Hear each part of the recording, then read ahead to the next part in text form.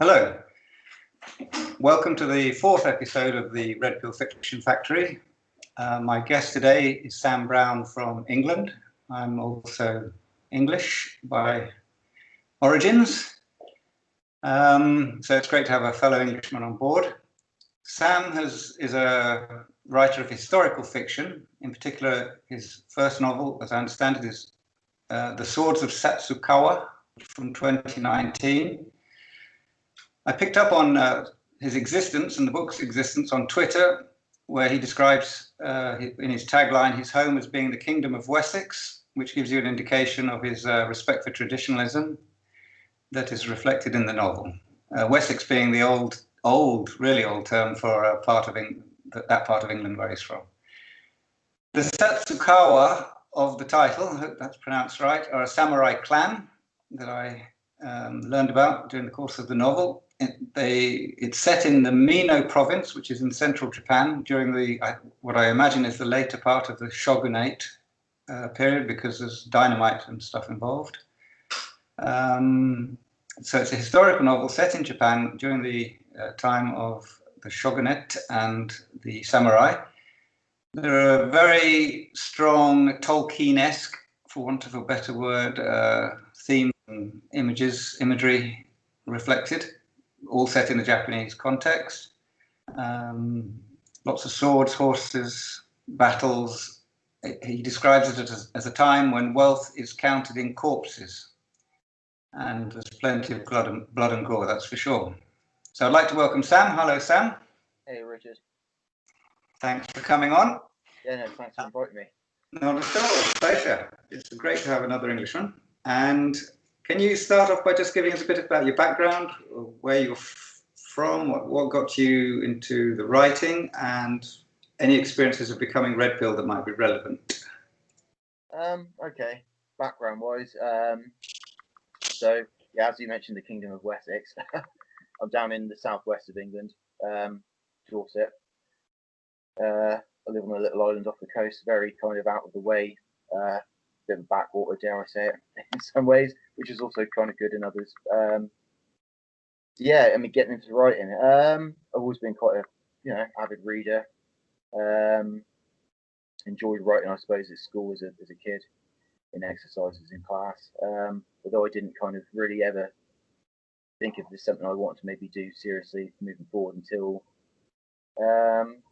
about 2014, which is incidentally when I started writing this book, started the initial draft towards the end of that year. I can't go into details here, but let's say I'd reached a kind of crossroads in life. I needed something to kind of pour myself into to move forward in a positive way, and I suppose I felt I needed to achieve something worthwhile. And yeah, so going back to, as I said, I'd always been a bit of a, I don't know if I was going to say storyteller. I'd messed around with writing here and there, just scribble little things down for myself. I did a bit of songwriting here and there with friends. So working with words and, was always a kind of thing for me. So I just kind of decided, yeah, why not? I'll bite the bullet.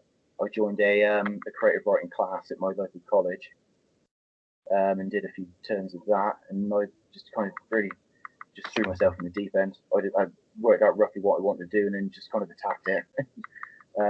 Yeah, I think I really started properly working on the draft of this novel, yeah, just before Christmas 2014, after a lot of research and for all the details and stuff, and like I said, just working out what I want to do kind of roughly, and then just seeing where I could go with it.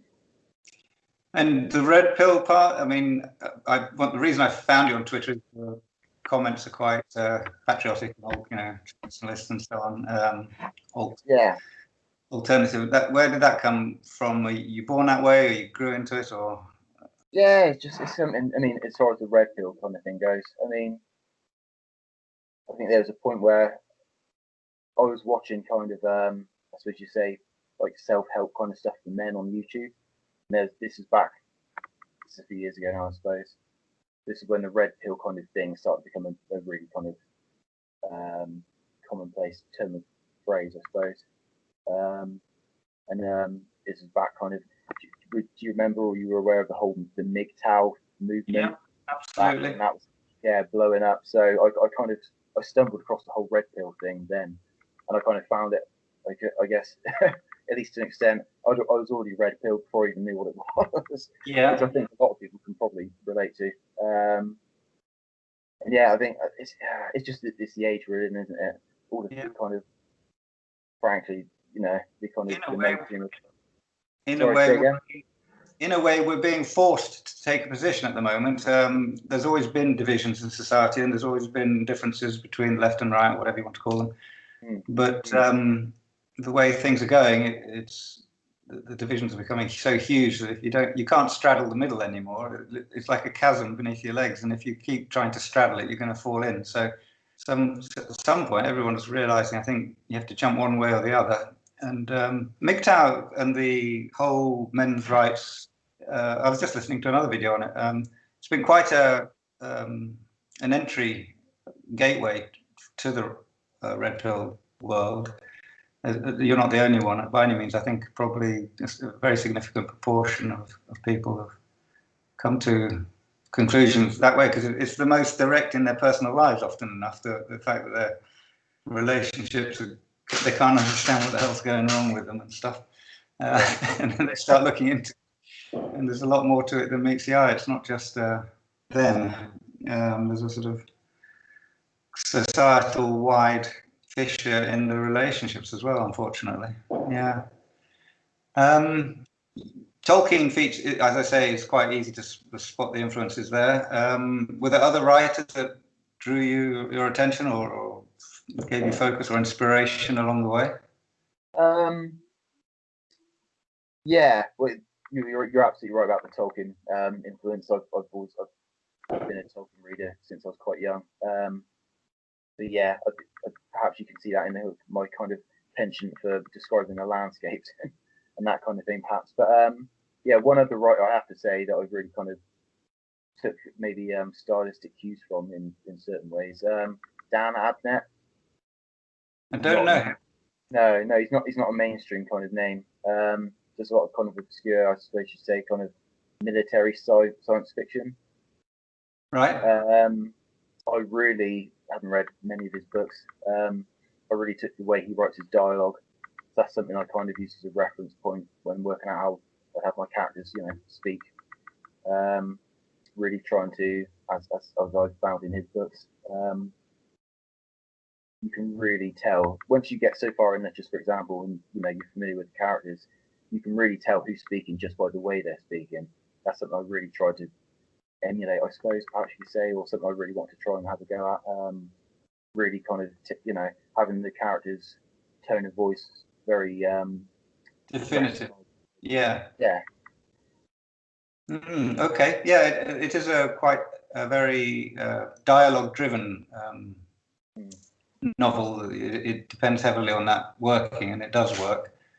And of course, Tolkien brings in certain themes, and by the sound of it, this science fiction writer too. They bring in some certain themes. Which can you extrapolate on why in particular those guys have influenced you, theme-wise? Theme-wise, I saw a lot of nods towards traditionalism, loyalty, honor, things that we traditionally. Yeah.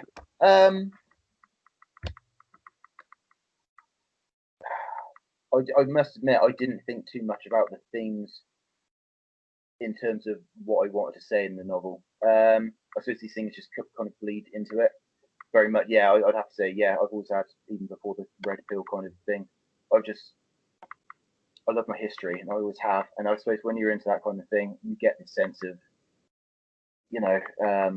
ancestry and the importance of traditional culture, and the kind of the influence of that over time. And indeed, like you said, in the age we're living in, unfortunately, the kind of how we've become detached, perhaps, from that. Something we need to maybe look back on and kind of use that maybe as a way of working things out where we are now. Yeah, and also I think when you're I feel writing historical fiction, you really need to make the effort to try and capture the time and place as was, without any kind of, PC nonsense. I'm sure there are things in this book that the wokerati probably wouldn't like. I mean, with Japan especially, I mean, yeah, you have your feudal system, you have your kind of traditional, gender roles as they like to call them now. It was a man's world. Not to say that the women were entirely kind of put upon from it. I think throughout history, anywhere, women really wield power via the relationship dynamics, and especially in the kind of a clan setup, like you have in Japan or in a feudal system. So there's that. But yeah, no, I'm in that sense, my first and foremost drive was to capture accurately the time and place. I suppose once you get into that mindset, certainly you could see it again as we are now, kind of with traditionalism being attacked really in the mainstream, especially in entertainment media. Yeah, I think this is something really important. I think for I say writers of historical fiction or historical movies, or in any sense really. I think the effort to maintain that kind of that realism and that time and place.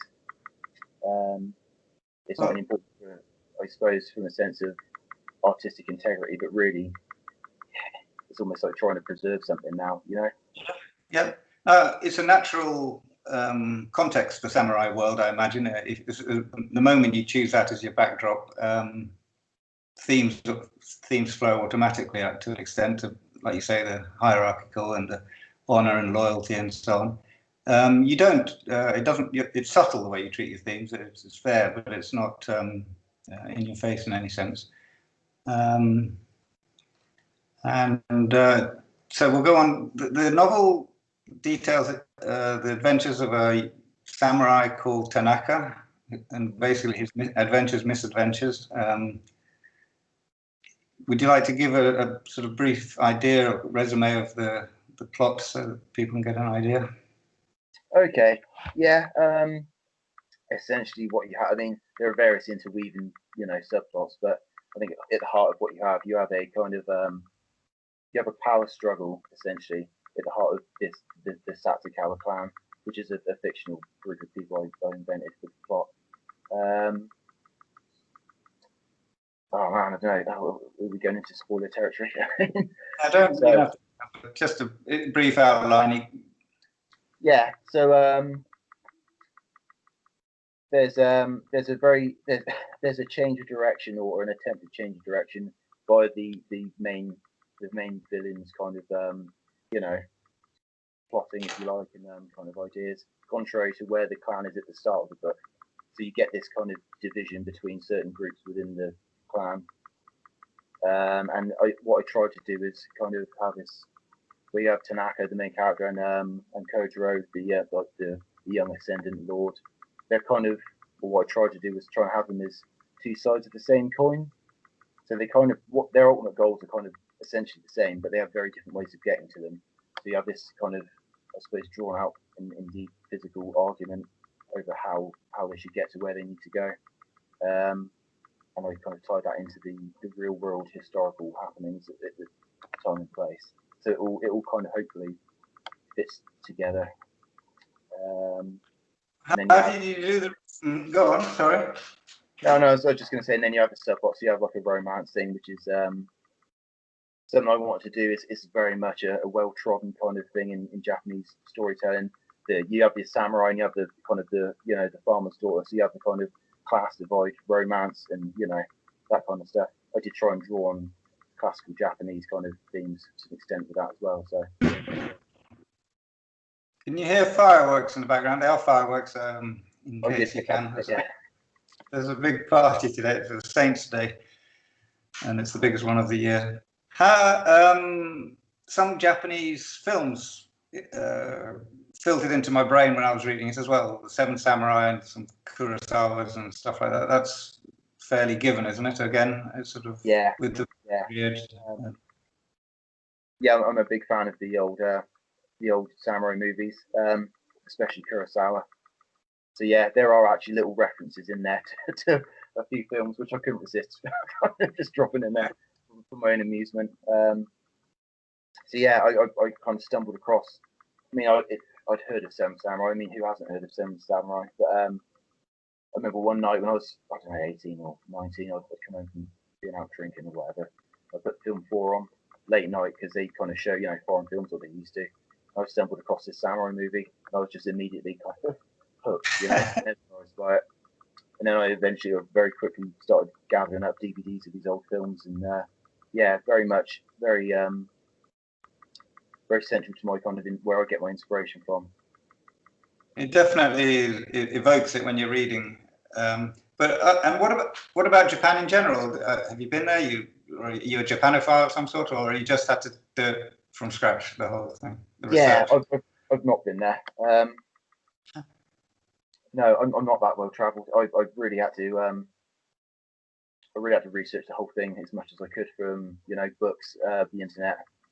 And I say that again, the old films are really good for research to an extent, especially getting the aesthetic. Yeah. Things, because I mean, a lot of those, especially the films from the 1950s and 60s, and Kurosawa, Mizoguchi, Kobayashi, they're very accurate period films. I think you have really, there's not much of a divide between the end of the samurai era and when they started making films, and the first Japanese films were period films. So it's yeah, they're a good source of research. With the authentic uniforms and people who knew their business and so on.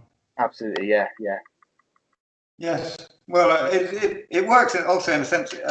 For me, I often found myself imagining medieval Britain, late medieval Britain, maybe. Just they go through forests, they go through past rivers or whatever. It's but as long as you got the picture in your brain, which is easy with the samurai, it's not too difficult to have a concept of it all live in your brain. The one thing struck me is when I did a bit of research on the internet is the castles there are much more like pagodas to us, aren't they?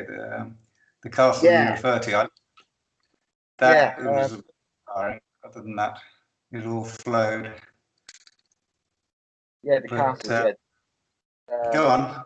Oh yeah, the later kind of towards, so we're talking 1560s with this setting and kind of onwards. You have the kind of, yeah, like you said, they are almost like pagodas. You have these kind of stacked tiered keeps, as opposed to the kind of what you'd think of, I suppose, as a typical stone, you know, European castle. Yeah. Yeah, their approach to siege warfare was quite different to ours. But yeah, that's very much. You said you looked it up, did you, in Abiyama? Yes, I did. I wanted to see how much of it was based in reality, and a lot of it is. But you also go on. Sorry, go on. Sorry. But you know quite a bit about the actual martial art side of it, because that comes across in the writing. The fight scenes are excellent, and that's not something you researched, I don't think.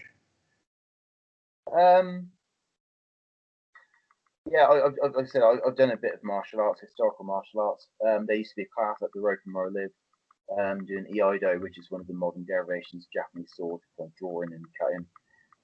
So I've researched stuff like that myself. There's a lot of good stuff on YouTube, books again. Yeah, that's again because I suppose because that's something I've done myself. It's something I really wanted to get right. So yeah, I studied their warfare. I got tons of books on their military kind of strategies and, you know, organizations. One of the fights in the middle of the book or towards the middle of the book, I actually choreographed myself, kind of, which is strange. Kind of with one of my training swords, wooden swords, just kind of going back and forth, side to side, and kind of making notes. I wanted to make sure it was kind of, because, you know, when you're dreaming up these fight sequences, it's easy to have something that looks cool or whatever in your head, but I wanted to actually make sense physically. Yeah. So I went to kind of some lengths to kind of try and just get it as grounded and as I could. Aside from the usual, of course, you know, it's a balancing, isn't it? Because it's a piece of entertainment at the end of the day. Sure. You want it to be realistic, but you don't want to stray into kind of documentary vibes. You know what I mean? Yeah. So yeah, some of it's a bit kind of hyper real and deliberately a bit maybe over the top, very kind of kabuki theatre, kind of larger than life.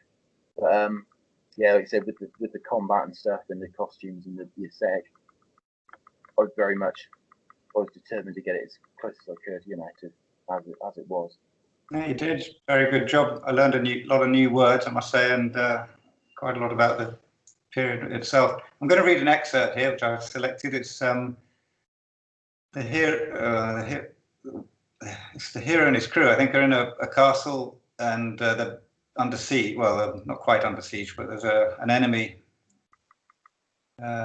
small enemy army outside waiting for them. So they're going to do a sally and try and get rid of them early on. So it's just to give anyone listening an idea of the how you write.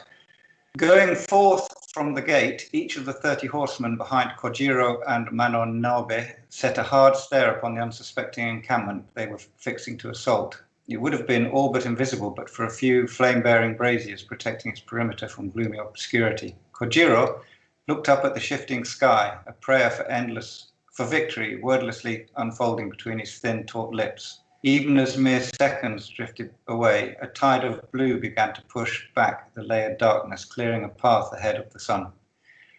The lands about started to take shape, all slate-grey blurs amidst hard edges, until the eastern fringe became as blood, heralding the venture to come. Just as soon as he was satisfied, Kojiro drew and hefted his tachi above his horned helm, signalling the charge. Compelled by their incumbents, the horses pushed off straight into a useful canter.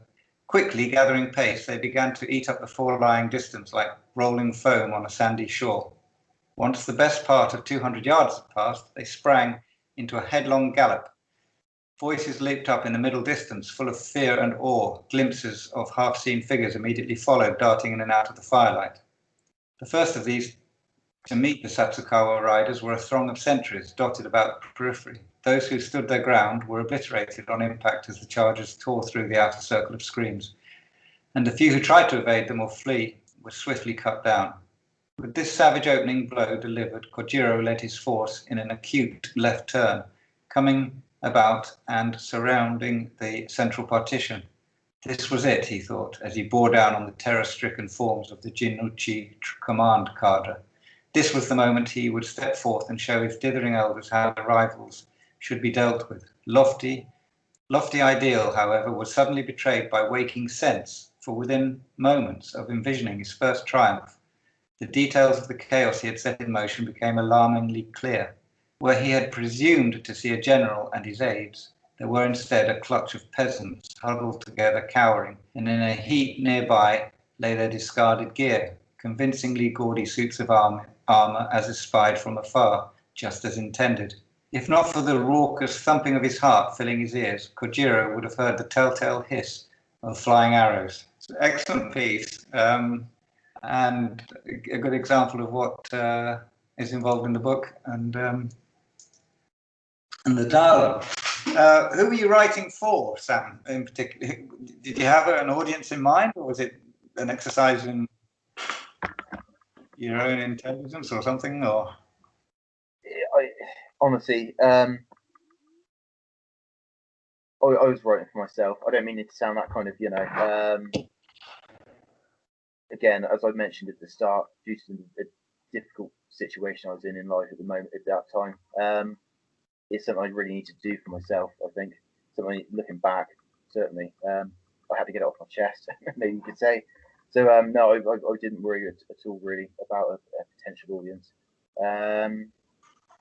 I didn't look that far ahead. I just got stuck into the story. But it's male. It's definitely a male audience rather than female, I would have thought. Yeah, I'd say so. I mean, yeah, I think it's fairly typical that the type of subject matter that you'd expect men to kind of take amusement from such things more than women. It's like you said, it's exceptionally violent. So yeah, I have had some, I suppose, positive feedback from a few but, yeah, if I had to kind of, define it, I'd say yes, it's for men really. Yeah. And how did you find the writing process itself? I presume you've got a day job, so this was a sideline, like most everybody I think we're going to be interviewing virtually. Yeah. You've did it over about 3 years, by the sound of it, 3-4 years. Yeah. I said this is the first thing I really tried to write with any kind of serious intent. Certainly anything of that scale as well. It ended up being obviously I think 115,000 words. But it was very trial and error. It was very hectic, very organic. I think was maybe the best way to put it. I've refined my kind of process since then, of course. Yeah, I kind of, like I said, I threw myself in the deep end, and then I just had a kind of, I suppose, a kind of ethos, I guess you could say. I just tell myself, you know, however bad I think it is. How what? Sorry. However bad I think it looks, if it's Right. because you know, kind of want to read it back to myself, or you know, I just have to keep trying to do my best and make every line, you know, as good as it could possibly be, and just see where it goes. So yeah, it was a very hectic, all over the place, kind of messy process, to be honest, with this particular book. I did a lot of rewriting. When I initially got to the end of the first kind of draft, I suppose you call it. Yeah. I went back and started reading it back to myself, and I found as I went through it, it improved as it went along. You know, the quality of the writing, which is great because you're always trying to improve. You want to try and improve your craft. Problem was, of course, this is kind of divide.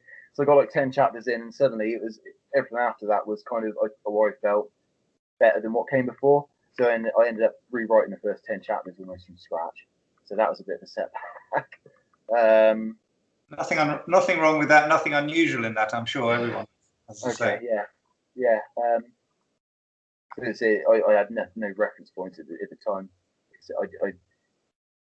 I mean, I had a few people at the class I joined to talk to, but none of my kind of friends at the time were writers or anything like that. I was really kind of stuck on my own, just trying to work it out myself. So yeah, like I said, it was quite a process. It's pretty mad. But, I think it turned out okay in it. But yeah, it is. I suppose, especially looking back, it was a necessary, starting point. It was a learning curve. Yeah. I've reflected a lot on kind of on the book, I suppose. So, like I said, I've applied what I've learned to my writing process. Yeah, like I said, it's about trying to improve and move forward. Is there going to be a sequel, Further Adventures of Tanaka? Interesting. Or everyone already dead? I did intend this to be the first of a trilogy. I started writing the second one and abandoned it twice, in fact. It just, it felt forced. Also, where I was researching other kind of time periods, I got to the point where I was wanting to write something in the Edo period, which is later on in the kind of 16, 17, 1800s. So I was frustrated with the sequel, and I was kind of being drawn away by something else. So I just abandoned it in the end. I don't know if I'll pick it up again. I think maybe in the future I could certainly go back to this period, but maybe not with these characters, if you know what I mean. Okay. I don't know. Yeah, I mean, it's strange how your kind of perspective changes over time, isn't it? Because I said I initially wrote it as a first part of a 3-piece thing. Looking back now, I think it actually works as a one-off. I think the ending kind of... Yeah, the ending's a good one, no doubt about it. Cuts it off nicely. Are there any other Western writers that have, well, there's a famous book, Shogun, I remember, but have others addressed this epoch and these samurai thing in their writings? I'm not, it's not my area of specialty, so I don't know, but... I have kind of stumbled across a few novels here and there. They said obviously James Clavell's Shogun is a pretty James Clavell. Other than that, I mean, in terms of current writers, I haven't really come across anything other than a few kind of romance novels here and there. Sorry, kind of chick lit kind of stuff, I suppose you'd say. I haven't come across anybody doing kind of epic Kurosawa style stuff.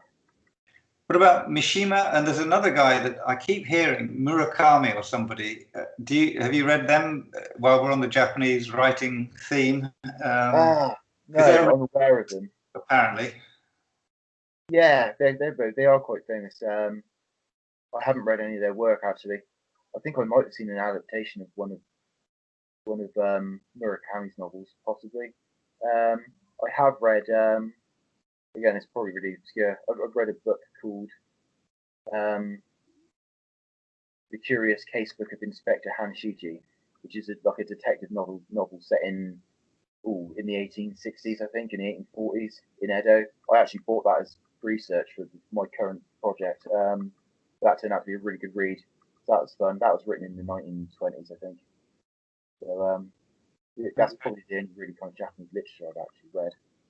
Other than that, it's all the movies I get my inspiration from, really. Fair enough. Yeah. Right, we're speaking at a couple of weeks before Christmas in the great year of 2020. I haven't been back to Britain for over a decade, so what's life like at the moment? A quick resume for me and the viewers. You're in you're in your third lockdown, effectively, I think, and a very strict one. And what's your opinions on all that? My opinions on all that, I'm absolutely against all of it. I don't believe a word the government says, frankly. Correct. This is clearly part of something much bigger that's going on, kind of really, especially aimed at, I think, at the Western world, if you can call that, Western civilization. We're in dark times. I mean, I could probably rant on about this for quite a while. I mean, I've been trying to do my bit on Twitter, gathering information and relaying information and kind of, fighting the good fight, as they say, with many other people. Keeping track of, what the independent kind of doctors and scientists and reporters are saying, contrary to the government propaganda. I think it's fair to call it that. And the mainstream, it's awful. As I said to you, I think before we started, it's not every day you wake up and find you're living in 1970s Germany, and the stars you're watching, every move you make and everything you say. I've certainly had some very suspicious looking profiles following me on Twitter, which I think a lot of people can probably say. At the moment, it's just a total shutdown of freedoms, isn't it? Freedom of speech, freedom of where you can go there with, and it's all looking very Orwellian. Ominous. Yeah. Indeed. Yes, we'll have to see how it evolves. And England seems to be in the being battered on all sides. What with Brexit, well, not England, but Britain. Brexit on one side, the COVID. Yeah. We were all kind of, certainly over the last few years, we've all been so fired up with Brexit. I mean, it now feels almost kind of, was it worth it? I mean, if the West ends up in a kind of totalitarian sphere, being in or out of the EU is frankly irrelevant, isn't it? Yeah. On the plus side, there's excellent material for a book here. I can see a lot of people becoming red-pilled due to the shutdowns, not least because they've been locked inside with nothing but the internet to keep them entertained. But also, it is a turning point of historical proportions, and I do think it's going to fire up. It gives you a lot of themes. I mean, even just writing about daily life becomes quite fascinating now, in the sense that you need government permission basically to take your dog for a walk or to hug your grandma. It is Orwellian. It is dystopian, and it's what we live every day. It's surreal, but plenty of ammunition. Absolutely, yeah. With my current project, if I just touch on that briefly, perhaps. Sure. Now I've kind of got that first novel out of the way, and maybe thinking more about kind of saying something with my work.